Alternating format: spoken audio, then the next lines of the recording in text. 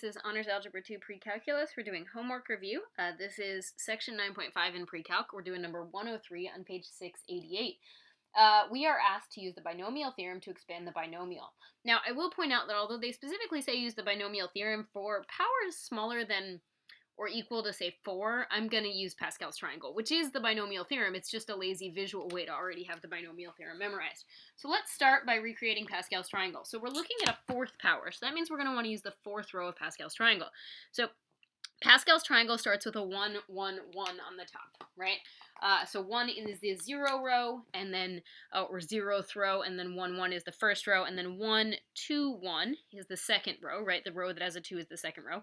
1, 3, 3, 1 is the third row, because you're summing the numbers above, and the ends always have a 1. So the row we're going to want is 1, 4, 6, 4, 1. Now, if you happen to have the fourth row of Pascal's triangle memorized, that's definitely not cheating.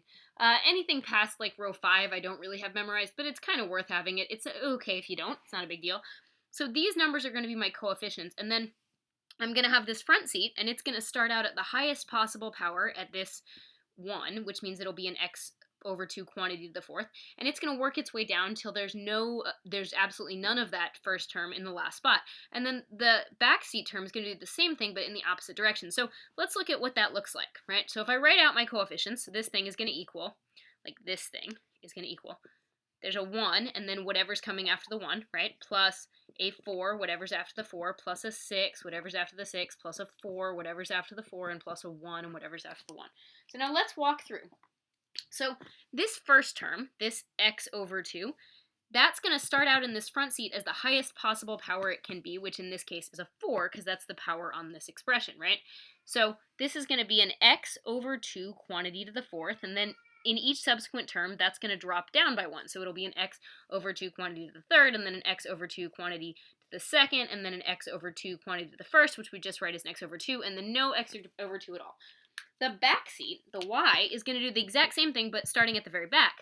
So at the back, it's going to be a y to the fourth, and then over here it'll be a y to the third, right next to that other term, and here it'll be a y to the second, and here it'll be a y to the first, and then no y at all, right? You don't really have to write the 1 as the exponent. So now I've just got to clean up those terms, and then I'm done. So it's not just the x that's to the fourth, it's also the 2 on the bottom that's to the fourth. So what's going to happen is in the bottom of this, I'm going to get a 16. This is going to be an x to the fourth over a 16.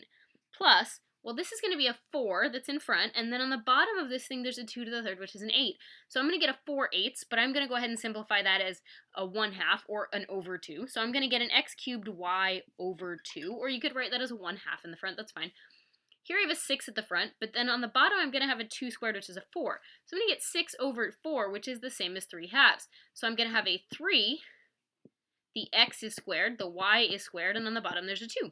Right? And we'll talk about another version of this or a different way to write this in a sec. And then here, I have a 4, right? And then this x over 2, but the x over 2 is not to any power, so it's just going to be a 4 over a 2. So I'll get a 2 and an x and a y cubed. And then my last term is just a y to the fourth. So this is a totally acceptable, great answer. If you really don't like this idea of x to the fourth over 16, you could write it as a 1/16 x to the fourth, if that feels better, because it's the same thing, and a 1/2 x cubed y. Sorry, that cube doesn't look very cubed, but you get it.